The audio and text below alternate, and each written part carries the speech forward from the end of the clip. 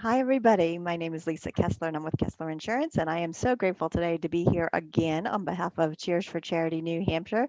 And I get to be here with my dear friend, Joanne Burchuck, and our wonderful guest. Nice to see you, Joanne. You too, Lisa. Thank you. Yeah, I'm Joanne Burchuck. I'm with Lighthouse Physical Therapy. And today we're really excited to have Debra Holloway with Arts in Reach program. And Debra, we're so excited to have you here. Please introduce yourself and tell us a little bit about your organization. Sure. Well, it's my honor to be on Cheers for Charity today. And as Joanne said, my name is Debra Holloway, and I'm Executive Director of Arts and Reach. We have been around since 1997, and our mission is to empower teenage girls through inclusive creative community. And we do that by serving teenage girls ages 11 to 22. Um, we offer arts-based programs and mentoring by professional artists. We serve girls regardless of experience, ability level, income, race, religion, gender expression, or sexual orientation. We are here for any girl who feels that we're a good fit for them. We are committed to inclusivity and equity and access. All our programs are free of charge to all participants. We provide transportation and technological devices in today's virtual world. Um, and we also, for virtual programs, home deliver art supplies and in, so that we can guarantee that all participants can engage in our arts-based programs. We partner with over 25 local teaching artists. We when we're in person, we hold our programs at local art venues so that we are connecting teens and their families with the local arts community. And our programs focus on community building, um, high quality arts instruction, and social emotional development. Um, and let's That's an see. inclusive program. It's amazing that you're even able to provide transportation and stuff. I'm guessing. So you did allude to that you guys are doing some online stuff now. Is because of COVID, is everything online, or have you been able to meet at all with the girls? Last fall, we held some in-person programming outside, and until it gets warm again. We're not doing that on a regular basis, although we do have right now a in-person program for middle school teens in a clay studio in Gonick at Mud City. So that is our first since in basically a year multi-session program for teens that is inside. It's for a small group. Um, we moved all our programming online over a year ago, and what we saw was that as schools switched to remote schooling and there were fewer services available for teens at school and also in the community, and our mental health services, community mental health services became very overburdened. Teens really needed social connection, and that's what we provide at AIR. And so even though it's been a virtual reality for us for about a year, we have doubled the amount of programming that we offer over the last year. We went from offering 8 multi-session programs a year to 16 this year. And the total number of creative development opportunities that we've offered to teens has increased from just about 200 to over 400 this year. So we've been really busy. It's been it's been a challenge to try to meet the increasing needs of teens, and particularly in terms of their social emotional development and trying to mitigate their social isolation. Um, so Do it then that's through where the we arts. fit. That's a great way to contribute to the young people. Arts is so therapeutic and um, such a great opportunity for them. How many students do you have involved in the program now? So we serve about 100 a year, and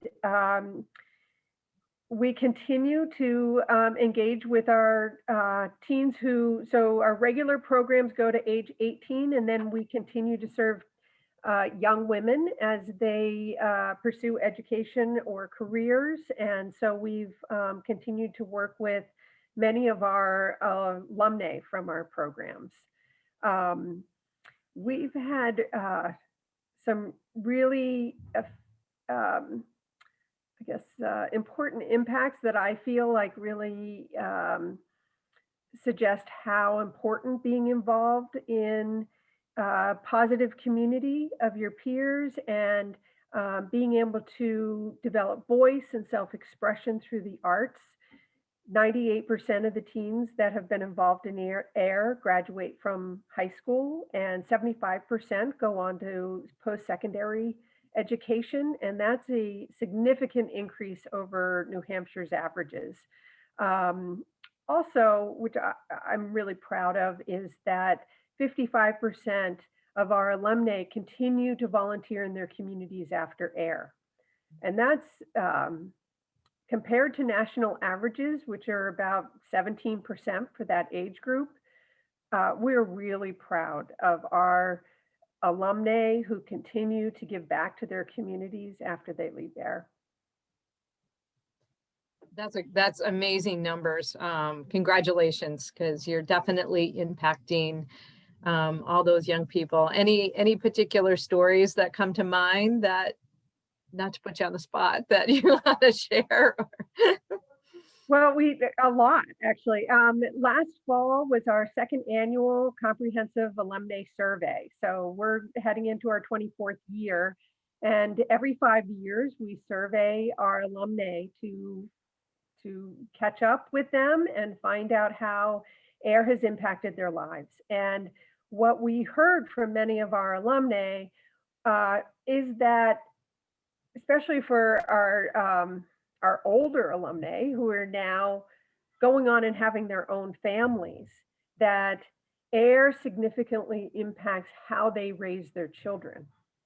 And so for us now, we're now reaching into a second generation, not quite yet of participants, but of impact on young people. And so that's something that always resonates with me as a mom. We receive stories about how AIR influenced um, career paths that young women chose. One woman wrote into our survey that AIR exposed her to video and film production, and all of our programs include a kind of final showcase of teens art or performance. And it was that experience of presenting um, her art to a public audience that has gone on and influenced how she now functions in the workplace, where she is very confident, as she wrote, to rule the room and speak her mind and help manage other people. And that's a really common story that we hear from alumni, that it's that strengthening of their inner voice and their ability to kind of speak their mind and manage other people with compassion in the ways that they experienced at AIR, that influences how they go on and live their lives.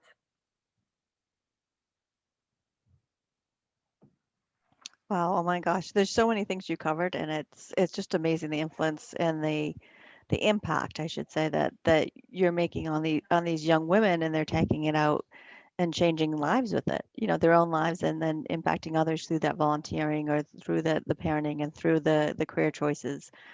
So grateful for what you do for the girls, in our backyards, in our own community, making a difference year after year after year. So one of my questions, of course, is, we gave them just now in our conversations a brief overview and some highlights of all the great things that are AIR, Arts and Reach. If people want to learn more, if they want to, they know someone who should be part of the program, if they want to volunteer, if they want to donate, how do they do that? Go to our website, artsandreach.org. And there is a place on the website to donate, to find out more about programs, and to register for programs. There is a place to sign up to receive our blog that it comes out on a pretty regular basis about what's going on in our programs. We have news, and we have a gallery of images from programs, so you can learn more about what teens are doing. We also put out a e-newsletter twice a month. And so people can sign up for that on our website and receive information on a bi-monthly basis. We're on Facebook, Instagram, a little bit on Twitter, and a little bit on LinkedIn. But Instagram and Facebook are our main social media channels, and they can find us at Arts and Reach New Hampshire. And we are always happy to hear about any teens who are interested in the arts. All our programs blend a combination of visual, performing, and literary arts. Most programs have kind of a central focus, but then we weave in other art areas as to kind of augment that focus area. So right now we have a zine program, and which is a short name for a magazine that's self-published. And so we have teens learning drawing and writing techniques for comics, and writing pieces for the zine and drawings for the zine. And that's taking place after school. We have vacation programs. We had 2 vacation programs in February. We'll have 2 more vacation programs for the April vacation. And our April vacation programs will both be focused on visual arts, but teens will also do kind of writing pieces. Our February vacation programs were focused on acting. We also have, we have 4 programs that will be running this summer. 4. One is in developing original characters, and that's going to be a virtual program. We have another program that is drumming and movement, and that will be in person. And we have a program in acting, which will be in person. We have a visual art program that will be in person. And then I guess we have 5 programs.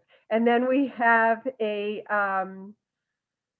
a songwriting program that will be virtual. So we're trying to give teens a combination of choices for the summer, since not everyone's going to be comfortable with in-person programming.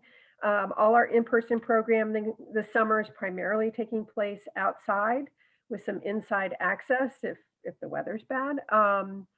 But we have expanded not only how we deliver programs because of COVID, but we've also adapted, COVID safety protocols with disinfection of our vans, of our spaces, with social distancing rules, and we take temperatures when people come. We have people fill out, health surveys before they come, and we also require masks. So much effort we have to do. I just had a last couple of questions, for somebody that is interested. Are you accepting students all year long, or is there a certain enrollment time period for them to to join up? And do you have to have been a part of all this all year long to do the April vacation things? And, so how do you? No, so teens sign up for each individual program, preferably before they start, because we are about building community. So we'd like to have everyone there on the first day to start that community building process. But teens can join AIR at any point during the year at the start of any of these programs. And they just have to fill out a registration form. All our programs are free, and they don't require any previous experience or any experience in the arts. So you don't have to apply and qualify. There's no auditions and there's no competition. Our programs are collaborative. Some teens have arts experience, others don't. And it's that combination of learning together that is the real kind of magic of it all. Love it. Well, this has been so enjoyable to have you here and learn about your programs, and what a gift that you guys provide for these teens, and a great place for them to go and learn and grow.